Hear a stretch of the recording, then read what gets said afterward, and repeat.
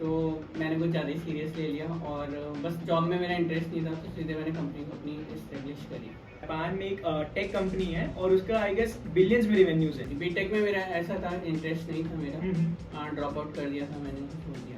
मैं इस कदर जिद पे अड़ गया था, मैंने अपनी डिग्री सारी फाड़ दी थी, क्योंकि फ्यूचर नो कोड का ही है। आज की डेट में तो हर कंपनी इसमें उतरना चाह रही है। इनफैक्ट गूगल ने अपना ऐप शीट्स करके लॉन्च कर दिया, वो भी नो कोड है। बीटेक में आज की डेट में भी 8080 प्रोसेसर पढ़ा रहा है, if I am not wrong, 8088 starting की स्टेज में है, आपके पास एम्प्लॉय नहीं है, तो आप जोहो वन का यूज कर सकते हैं। जयेश भाई बताओ, क्या मेन प्रॉब्लम क्या आती है? आपने डिजाइनिंग सीख ली, यूआई यूएक्स डिजाइनिंग सीख ली, वीडियो एडिटिंग सीख ली, सारी स्किल्स सीख ली। मेन दिक्कत कहाँ आती है कि जब कोई बच्चा जब मार्केट में जाता है तो वो क्लाइंट्स को अप्रोच कैसे करे और अपने क्लाइंट्स कैसे लाए? और आपका सबसे मैक्सिमम रेवेन्यू वाला मंथ अभी तक अगर आप शेयर कर सको। जयेश भाई अभी इंटर्नशिप्स भी दे रहे हैं आई गेस। या एग्जैक्टली, अगर आपको इंटर्नशिप्स के लिए अप्लाई करना है तो हेलो दोस्तों, आज हमारे साथ जो हैं वो एक यूआई यूएक्स डिज़ाइनर, एक ग्राफिक डिज़ाइनर, और ये अपने एक प्लेटफॉर्म बेसिकली जो नो कोडिंग से एप्स बनेगी उस प्लेटफॉर्म पे एक काम कर रहे हैं, और इनका नाम है Jayesh Kesari. So welcome Jayesh to our podcast. So Jayesh, आप अभी 31 ईयर्स की एज में हो, आपने इस एज में अभी तक इतना कुछ अचीव कर लिया है, तो आपकी इनिशियल डेज कैसे रहे थे graphic designing, UI UX designing में, और ये नो कोड का आइडिया आया कहाँ से? ओके, सो इनिशियली तो ऐसा कुछ मैंने सोचा नहीं था कि कैसे शुरू करना है, मुझे कोई आइडिया नहीं था। ये 2014 की बात है, तो बस माइंड में आया जब हम बीटेक के टाइम में थे। तो मेरा फ्रेंड है उसामा, उससे मेरा ऐसी डिस्कशन हो रहा था कि यार बीटेक के बाद कंपनी खोलेंगे, तो मैंने कुछ ज़्यादा ही सीरियस ले लिया और बस जॉब में मेरा इंटरेस्ट नहीं था, तो सीधे मैंने कंपनी को अपनी इस्टेब्लिश करी। अब उसमें बहुत सारी चीज़ें थी कि डिज़ाइनिंग भी करनी है, सब कुछ करना है।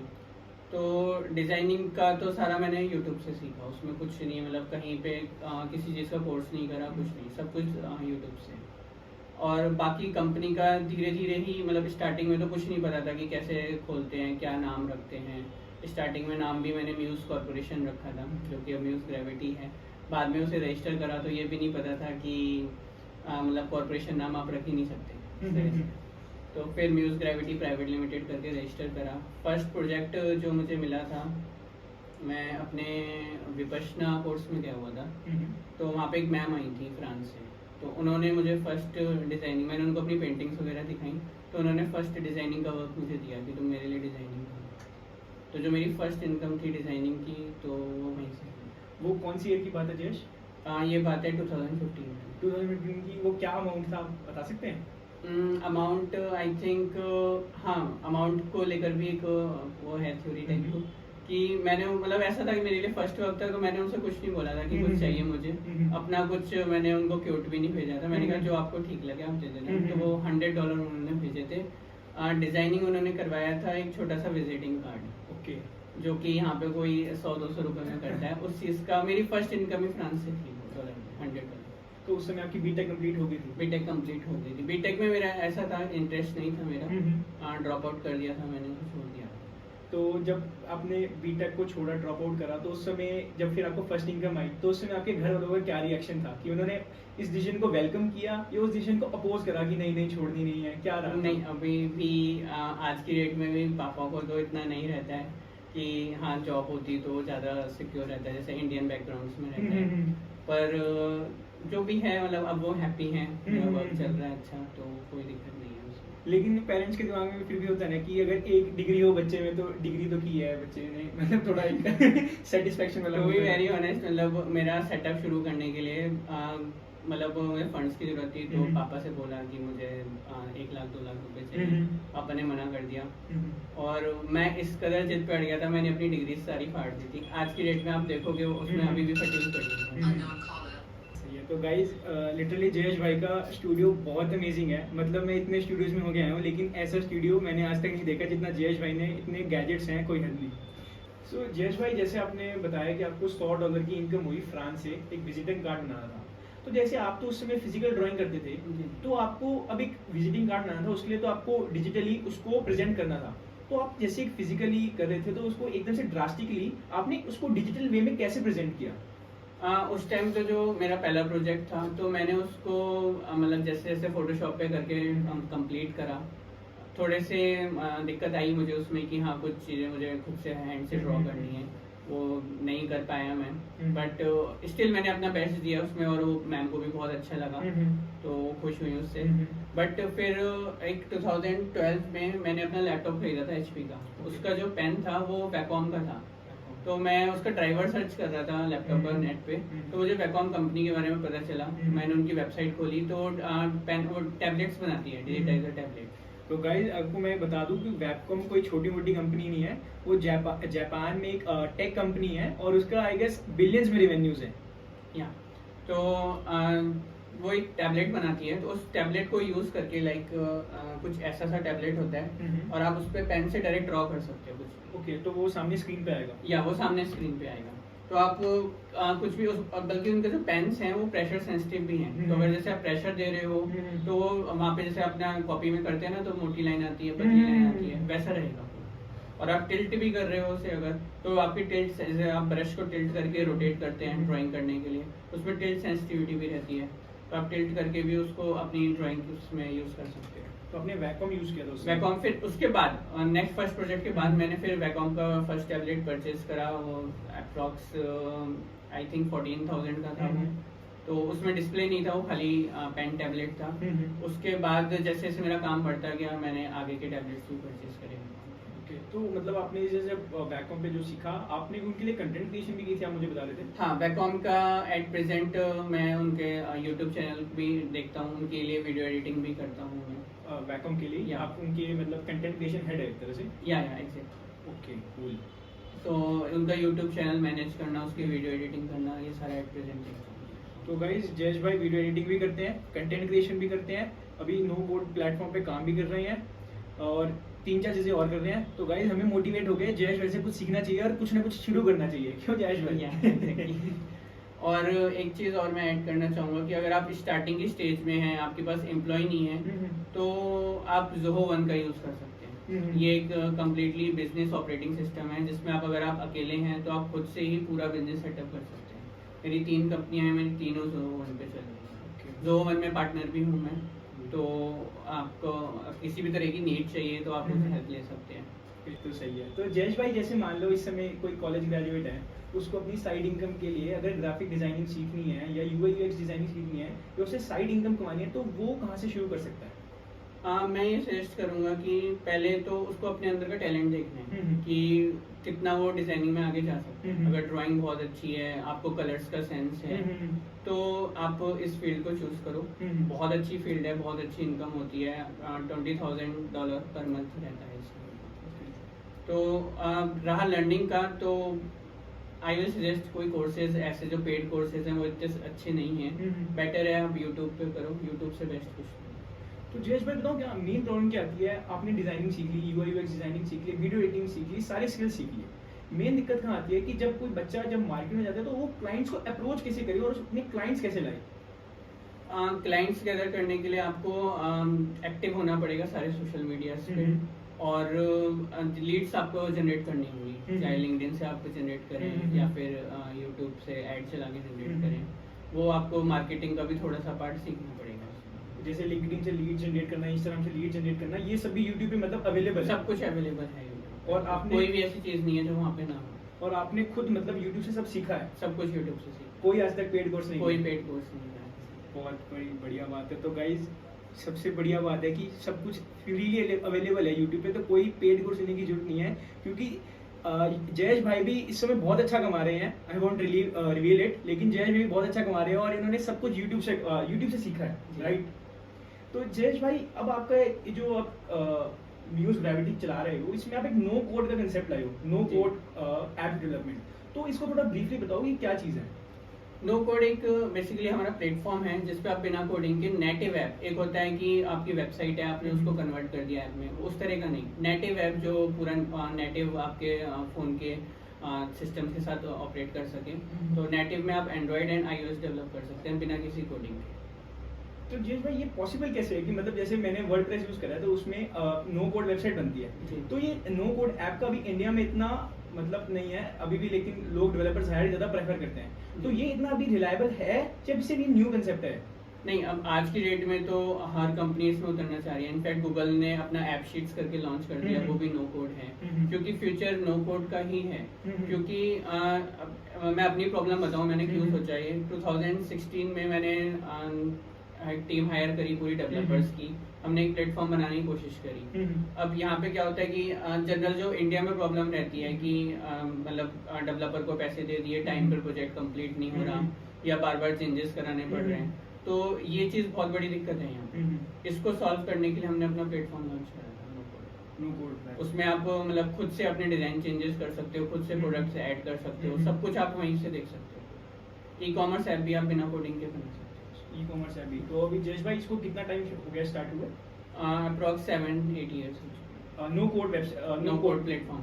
और अभी आप कितने लोगों को एम्प्लॉय करते हो इससे? अभी अप्रॉक्स 25 से 30 लोग हैं। 30 लोग हैं। और आपका सबसे मैक्सिमम रेवेन्यू वाला मंथ अभी तक अगर आप शेयर कर सको? Only revenue, no profit, revenue वाला मंथ। रेवेन्यू आपको ऐसे लेके चलोगे, इन डॉलर्स होगा तो कंफर्टेबल होगा, कोई इशू नहीं। लास्ट ईयर नवंबर में लगभग 20 लाख के आसपास। 20 लाख का रेवेन्यू था। तो गाइस एक मंथ का ये रेवेन्यू है, प्रॉफिट नहीं है। तो 20 लाख का रेवेन्यू 25-30 के एम्प्लॉयज़ की सैलरी के देने बाद जो नेट प्रॉफिट बनेगा वो जयेश भाई कमा रहे हैं, और वो सिर्फ यूट्यूब से और अपनी मेहनत से कमा रहे हैं।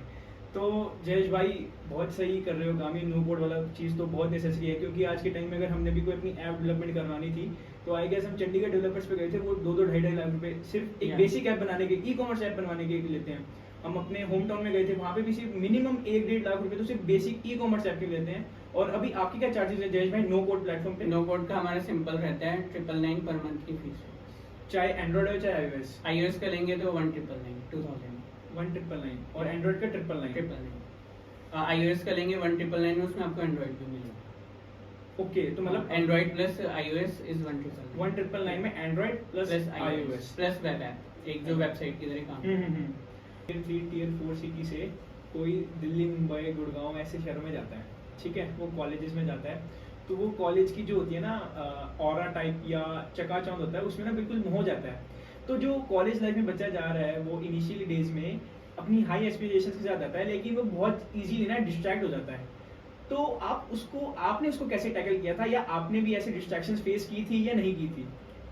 डिस्ट्रैक्शन तो सबकी लाइफ में ही आते हैं, तो आते ही है। वो तो जब एक छोटे से शहर से निकल के दिल्ली NCR में जाओगे कॉलेज लाइफ में, लगता है यार यहाँ तो ये है, यहाँ तो वो है। सब कुछ मतलब आपको जो एम है, वो आपका जो फोकस है वो एक ही जगह पे रहना चाहिए कि आपको लाइफ में क्या करना है। मेन चीज वो है। आप ठीक है, वो डिस्ट्रैक्शन रहेगा, आपको बड़ा अच्छा लगेगा यार ये तो यहाँ पे तो आके एकदम जन्नत है ये है, बट एक टाइम आएगा जब आपको लगेगा यार क्या करते हैं। वो टाइम आने के बाद फिर आपको लगेगा कि यार नहीं, फोकस जैसे मेरे उसमें था, तो मैंने कहा नहीं यार, फोकस सिर्फ जो हमारा एम है, जो मुझे मैंने सोचा कि लाइफ में ये करना है, तो वो ही मुझे आगे मतलब वही इस अंदर से ऐसी आवाज है कि नहीं यार ये ही करना है मुझे, उस तरफ जाना ही नहीं है। और उस फोकस को बढ़ाए कैसे, मतलब वो एम मतलब इतना फोकस्ड कैसे हो सके कि जो साथ में डिस्ट्रैक्शंस है वो उनको मतलब हम देखें ही ना? आप अपना सर्कल उसी तरह का बनाओ, जैसे होता है ना कि आपके 5 फ्रेंड्स ही डिसाइड करेंगे आप लाइफ में कितना आगे जाओ। ट्रू। तो वो पॉइंट सब बहुत इंपॉर्टेंट है। आप अगर नहीं है उस तरह के फ्रेंड्स, तो आप बुक्स पढ़ो, आप मेडिटेशन करो, इन सारी चीजों से आप आगे ग्रो कर सकते हो, अपना फोकस अपने एम पे लगा सकते हो। एक वो सेइंग भी है ना कि अगर आप 5 जो लोग ड्रग्स लेते हैं उनके साथ अपना समय बिताओगे तो एक हफ्ते बाद आप छठे ड्रगिस्ट हो जाओगे। एग्जैक्टली। मेरे भी हॉस्टल में जो मेरा रूम पार्टनर था वो लेता था, तो नहीं बनती थी तो चेंज कर लिया। सही है। तो जयेश भाई आपने 4 साल कॉलेज तो एंजॉय करा, 4th ईयर में ड्रॉप आउट किया, ठीक है, तो आपके 4 साल के कॉलेज लाइफ में कुछ फनी इंसिडेंट या बहुत रिमार्केबल इंसिडेंट जो अब तो आपको अभी तक याद है और आप अभी भी उस इंसिडेंट को लेकर हंसते हो? कॉलेज लाइफ में तो बहुत सारे इंसिडेंट्स हैं ऐसे जो मतलब बहुत ही अच्छे रहे हैं, पर कुछ हैं जो अभी भी मुझे याद हैं। जैसे कि 4th ईयर में आते हैं तो 4th ईयर का प्रोजेक्ट करना होता है। तो सीनियर से पूछा, सब वही C++ पे प्रोजेक्ट बना रहे हैं, आगे सीनियर्स जूनियर को पास कर रहे हैं, वो अपने जूनियर्स को पास कर रहे हैं, वही सेम प्रोजेक्ट चलता रहता है। और फिर टीचर्स भी जो, क्योंकि प्रोजेक्ट भी सेम है तो टीचर्स क्वेश्चन भी सेम पुटअप करते हैं और उन्हें पता भी है कि बंदा ये प्रोजेक्ट लेकर आएगा। अब मेरे साथ भी था कि अब क्या प्रोजेक्ट बनाए, कुछ समझ नहीं आया। तो एक बहुत अच्छी चीज़ रही है कि जो घर से वैसे कुछ सपोर्ट बिजनेस को लेके नहीं रहा है, पर लेटेस्ट टेक्नोलॉजी मेरे पास हमेशा रही है। ओके। तो 2009 में मैंने फर्स्ट टाइम नेविगेशन यूज़ करा था। ओके। तो उस टाइम गूगल मैप्स में नेविगेशन नहीं आता था, उस टाइम OVI मैप्स में नेविगेशन होता था, जो आपको बोल के बताएगा कि अब लेफ्ट मुड़े, अब राइट मुड़े। 2009 में 2009 में Okay. जब ये कुछ था ही नहीं, OVI मैप्स करके था। फिर बाद में 1 साल बाद, उस टाइम मैंने नोकिया का फोन खरीदा था, उसमें था OVI maps. Okay. OVI maps convert हुआ नोकिया मैप्स में, और फिर नोकिया मैप्स भी बिक गया, वो गया हेयर मैप्स में। Here Maps. हेयर मैप्स ये 2014 की बात है। 2013 की 13 की बात है, हाँ, okay. 13 की स्टार्टिंग में, 12 के एंड के आसपास नोकिया मैप्स का कन्वर्जन हेयर मैप्स में हो रहा था। उसी टाइम मेरा कॉलेज का 4th प्रोजेक्ट था, Okay. 4th ईयर का। ओके। तो मैंने उसी पे थोड़ा सा रिसर्च करा कि कैसे है हेयर मैप्स वगैरह, उसी पे अपना डॉक्यूमेंटेशन बनाया और टीचर्स को दिखाया कि ये मैंने बनाया। ओके। अब बाकी किसी को भी नहीं पता हेयर मैप्स क्या है, नाम नोकिया मैप्स होता तो समझ में भी आता है यार, नोकिया सबने नाम सुना था, हेयर मैप्स किसी ने नाम नहीं सुना, कुछ भी नहीं सुना। तो अब दिखाया मैंने, उस पर पूरा डॉक्यूमेंट्स बनाए, इतनी मोटी किताब बनाई उसके ऊपर, और प्रोजेक्ट पूरा करा। अब फाइनल प्रेजेंटेशन में मेरे क्लासमेट्स भी बैठे हैं, सेक्शन बी के क्लासमेट्स भी बैठे हैं, HOD सर भी बैठे हैं, और जितने CS के टीचर्स थे वो सब बैठे हुए हैं। तो अंदर से एकदम डर लग रहा है, प्रेजेंटेशन दे रहा हूँ मैं सामने खड़े होकर कि यार कोई तो पहचान लेगा कि यार ये हेयर मैप्स है। अगर किसी को पता होगा हेयर मैप्स के बारे में तो फिर तो पूरी क्लास तो में खत्म, पूरा मेरा प्रोजेक्ट ही खत्म और बेइज्जती अलग होगी। तो दिखाया कि हाँ ये हेयर मैप्स मैंने बनाया। तो एक सर खड़े हुए, एकदम डर गया पूरी तरह। तो उस टाइम हेयर मैप्स में, आज ये टेक्नोलॉजी गूगल के गूगल मैप्स में USA में आ रही है धीरे धीरे, हेयर मैप्स में उस टाइम पे थी है कि आप जिस डायरेक्शन में अपना कैमरा करोगे वो सारे शॉप्स के नाम दिखा देगा, और आप उनको स्क्रॉल करके देख सकते हो कौन सी शॉप में क्या मिल रहा है। ओके। तो सर ने मुझसे पूछा कि यार ये शॉप तो इस तरफ है और आप इस तरफ दिखा रहे हैं, गलत कैसे दिखा रहे हैं। तो एक जनरल सा क्वेश्चन पूछा मैंने, कहा सर अंडरग्राउंड में है हम, तो इसलिए GPS सिग्नल नहीं आ रहे हैं। और वो प्रॉब्लम ऐसे सॉल्व हो गई, प्रोजेक्ट में फुल मार्क्स। प्रोजेक्ट में फुल मार्क्स। तो अब ये प्रोजेक्ट एकदम अलग था, कुछ आप अलग हट के कर रहे हो, तो टीचर्स के पास था भी नहीं कि वो क्या पूछे उसमें, टीचर्स को खुद नहीं पता। बीटेक में आज की डेट में भी 8080 प्रोसेसर पढ़ा रहा है, if I am not wrong, 8088। तो आज की जो प्रोसेसर चल रहे हैं, अब तो एप्पल में M2 आ गया है, तो इनसे उसका क्या लेना देना है। तो मतलब मुझे तो कभी समझ नहीं आई बीटेक में भी जो एजुकेशन है वो अभी तक अपडेट नहीं हो पाई, अपडेट नहीं हुई है बिल्कुल। अब वही 30-40 साल पुराने जो प्रोसेसर थे अब उनके बारे में पढ़ाई जा रही है, उसके बारे में पढ़ाया जा रहा है, जिनका भी कुछ यूज भी नहीं जिसका है, कोई यूज ही नहीं है, तो क्या मतलब है। तो जयेश भाई मतलब उन टीचर्स को भी, मतलब वो भी टीचर्स भी इतने अप टू डेट नहीं थे कि उनको उस नेविगेशन सिस्टम के बारे में पता कुछ भी नहीं, मतलब उन्हें नाम भी नहीं पता है उस चीज का, हेयर मैप्स का। आज भी चल रहा है, आज भी बहुत ही अच्छा नेविगेशन सिस्टम है। अब ऑल्दो गूगल उससे कॉम्पीट करने लग गया है, बट स्टिल मैं आज की डेट में भी हेयर मैप्स ही यूज करता हूँ। मजे की बात तो ये है कि जो टीचर्स हैं उनको खुद नहीं पता कि आज के टाइम में क्या चल रहा है, तो बच्चे को तो क्या ही पता होगा, बच्चे से तो क्या एक्सपेक्ट कर सकते हैं। तो जयेश भाई अब जैसे जो ये पॉडकास्ट देख रहे हैं, आपने 8-10 साल अपनी पूरी मेहनत करी, आपने पूरी हसल करी, तो आप अपनी कुछ 3 या 4 लर्निंग्स देना चाहोगे जो आपने, या कोई मिस्टेक्स जो आपने गलती करी, जो आप फिर जो नए लोग हैं वो ऐसी गलती ना करे डिजाइनिंग के, जब वो UI UX सीखें या डिजाइनिंग करें, वो 3-4 ऐसी गलतियां जो आपने करी और दूसरों को रिकमेंड करेंगे वो ना करें। एज सच तो कहना मुश्किल है इस फील्ड में। क्योंकि गलतियां जब तक नहीं करोगे तब तक सीख नहीं पाओगे। बिल्कुल सही बात है, बहुत सही बात बोली। गलतियों से ही आगे बढ़ पाते हैं। मैंने भी बहुत सारी गलतियां करी हैं, वो मुझे पता है कि हाँ यहाँ गलती करी है, तो फिर उससे मैं आगे बढ़ा। पर अगर आप गलती ही नहीं करोगे कुछ उसमें, तो आगे सीखने में दिक्कत ही होगी। मतलब गलती तो नहीं कह सकते, अगर गलती करोगे तो आपके एक्सपीरियंसेस बढ़ेंगे, एक्सपीरियंस बढ़ेंगे, बढ़ने ही बढ़ने। और वो गलतियां तो करनी चाहिए, गलतियां तो करनी चाहिए सही। हाँ। जब तक गलतियां नहीं होंगी तब तक पता कैसे चलेगा। बिल्कुल सही बात है। और जो मेरी गलतियां होंगी जरूरी नहीं है वो आपकी हो, वो सबकी, हर एक की फील्ड टू फील्ड अलग हो रहती है, हर एक के बैकग्राउंड के हिसाब से अलग रहती है। तो जयेश भाई आपने कोई आपकी ऐसी लाइफ की 3 लर्निंग्स जो आप लोगों को देना चाहो, जो भी 20, 21, 19 साल की लड़की हैं या ये लड़कियां हैं जो मतलब अपनी करियर में ग्रोथ करना चाहती हैं या कुछ भी मतलब कुछ अचीव करना चाहती है, तो कुछ ऐसी 3-4 लर्निंग, जैसे आप बीटेक ड्रॉप आउट हो कि इंडिया में अब आप इतनी आसानी से बता रहे हो कि मैंने ड्रॉप आउट कर दिया, लेकिन उस समय वो फेस बहुत मुश्किल हुआ होगा। तो बहुत उस टाइम तो यूट्यूब नहीं होता था, इस टाइम इतना नहीं चलता था। आई थिंक नेट भी आता था तो शायद 1400 रुपए का 20 GB नेट आता था उस टाइम। तो जैसे इस समय तो हम कह रहे हैं तो ब्रॉडबैंड है, सब कुछ है। तो जैसे इस समय तो हम कह रहे हैं कि ड्रॉप आउट किया था कोई बात नहीं, लेकिन उस समय एक टियर 3 या टियर 4 सिटी में ऐसी बात कहना कि ड्रॉप आउट, सोचना भी कि पेरेंट्स का तो बहुत मतलब हमने 3-4 साल लड़की को पढ़ाया, पैसे खर्च किए कि हमें लगा कि वो जॉब करेगा, लेकिन वो लास्ट ईयर में कह रहा है मैंने ड्रॉप आउट करना है। तो उस समय आपने वो उसको कैसे मतलब टैकल कैसे किया आप उस प्रेशर को? जैसे घर वालों का प्रेशर तो होगा, तो आपने उसको टैकल कैसे किया था? वो बहुत ही हार्ड टाइम था मेरे लिए, और बस ये था कि एक पैशन था अंदर से कि हाँ बस अपनी कंपनी के लिए कुछ करना है, कंपनी ही करनी है, और जॉब में इंटरेस्ट कभी मेरा था नहीं। तो बस एक लाइक अंदर से वो था कि कुछ करना ही करना है। अब एक होता है कि अगर मैं नहीं करता, उस चीज को ड्रॉप आउट नहीं करता, तो ये रहता है ना कि चलो यार कंपनी नहीं चली तो जॉब कर लेंगे। तो मुझे अपने दूसरे ऑप्शंस बंद करने थे सारे, मुझे ऑप्शंस रखने ही नहीं है। मुझे जो मेरे पास ऑप्शन है कंपनी चलाने का, तो वो ही करना है। जब एक ऑप्शन होगा तो आपको पूरा फोकस भी एक ही तरफ रहता है। तो जयेश भाई, जैसे आप बता रहे थे कि यूएस में भी कंपनी है, तो यूएस में आपने इनकॉर्पोरेशन कैसे की, और यूएस में इनकॉर्पोरेशन क्यों की, उसकी क्या नीड थी? इंडिया से भी हम कलेक्शन ले सकते हैं, पर उसमें फिर शिफ्ट कोड और करेंसी कन्वर्जन चार्जेस लगते हैं, बाकी बैंक के चार्जेस भी एक्स्ट्रा लगते हैं। तो इन सबको अवॉइड करने के लिए, और दूसरा यहाँ पे कोई भी सेल हो रही है उसका जीएसटी फाइल, रिटर्न फाइल करो, वो सब करना पड़ता है। यूएसए में ऐसा कुछ नहीं होता, जब तक हमारा वहाँ पे फिजिकल प्रेजेंस नहीं है, एम्प्लॉय नहीं है वहाँ पे, तब तक हमें वहाँ पे कोई टैक्सेस पे नहीं करने होते। तो इस पर्पस के लिए मैंने यूएसए में अपनी कंपनी इनकॉर्पोरेट करी थी। तो यूएसए के जो अकाउंट हैंडल करते हैं वो इंडिया से ही है? सब इंडिया से ही चलता है, सब कुछ ऑपरेशन पूरा यूएसए का भी इंडिया से ही रहता है।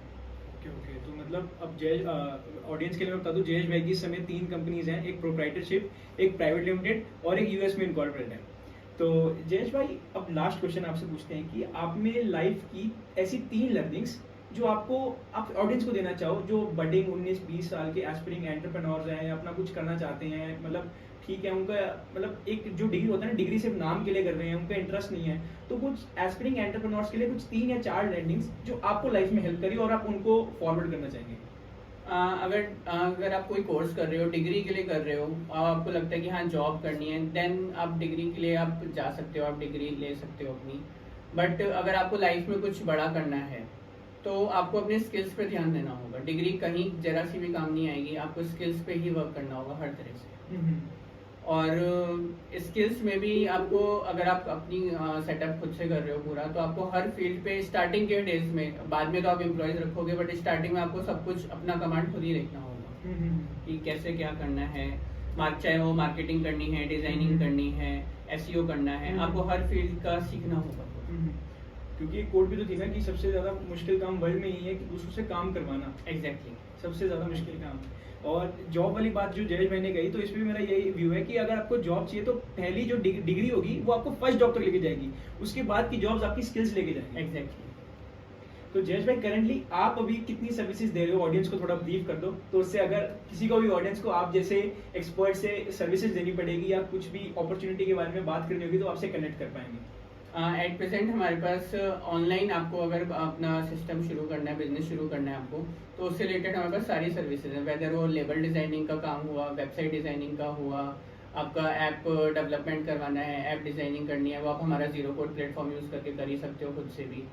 और आपका यूएसए में कंपनी खोलनी है, वो भी हम खोल के देते हैं। एट प्रेजेंट हम अप्रॉक्स 7-8 कंपनीज यूएसए में और खोल चुके हैं अपने कस्टमर्स। Okay okay. तो जयेश भाई, बहुत मज़ा आया कि अगर मैं पॉडकास्ट करके, मेरी जयेश भाई के साथ फर्स्ट मीटिंग थी, लेकिन जयेश भाई का नेचर बहुत बढ़िया है, बहुत डाउन टू अर्थ बंदे हैं, बहुत मज़ा आया पॉडकास्ट करके। और जयेश भाई से कोई भी सर्विसेज हो, चाहे video editing services, labelling services, actually मेरे एक फ्रेंड ने लेबलिंग सर्विसेज भी इनकी ली थी और उनके रिजल्ट्स बहुत अच्छे हैं। तो जो भी आपको कोई सर्विस लेनी हो जयेश भाई से, या जयेश भाई अभी इंटर्नशिप्स भी दे रहे हैं आई गेस। या एग्जैक्टली। अगर आपको इंटर्नशिप्स के लिए अप्लाई करना है तो जयेश भाई का मैं नीचे डिस्क्रिप्शन में डाल दूंगा उनके कॉन्टैक्ट इन्फॉर्मेशन, तो आप उनसे कॉन्टैक्ट कर सकते हैं और आप इंटर्नशिप्स के लिए भी अप्लाई कर सकते हैं। और ये एज अ लीडर बहुत बढ़िया इंसान है, अगर आप इंटर्नशिप इनके अंडर करोगे तो बहुत कुछ सीखने को मिलेगा। तो मैं भी खुद इनसे सोच रहा हूँ कि इंटर्नशिप का पूछ लूँ। तो जयेश भाई बहुत मजा आया। तो अगर ऑडियंस का नीचे रिव्यू अच्छा आया तो आपको एक बार दोबारा आपसे मिलेंगे, कुछ पॉडकास्ट करेंगे दोबारा, कुछ जो पर्टिकुलर क्वेश्चन होंगे। तो गाइस जो भी आपके पर्टिकुलर क्वेश्चन होंगे आप नीचे कमेंट बॉक्स में जरूर डालिए। तो मिलते हैं जयेश भाई। ओके।